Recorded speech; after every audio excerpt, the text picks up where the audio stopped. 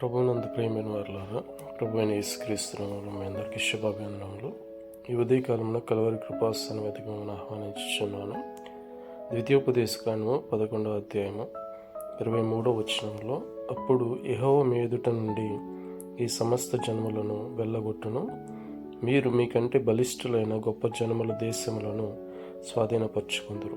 ఇప్పుడైతే మీ దేవుడైన యెహోవాను ప్రేమించి ఆయన మార్గములన్నిటిలోనూ నడుచుకొనుచు ఆయనను హత్తుకుని దేవుడు ఏదైతే మీకు ఆజ్ఞాపించే ఆజ్ఞలన్నిటినీ అనుసరించి జాగ్రత్తగా నడుచుకుంటారో, అప్పుడు దేవుడైన యెహోవా చేసే గొప్ప ఆశ్చర్యకార్యము ఏంటంటే, మీ ఎదుటి నుండి సమస్తమైన జనములను వెళ్ళగొడతాడు.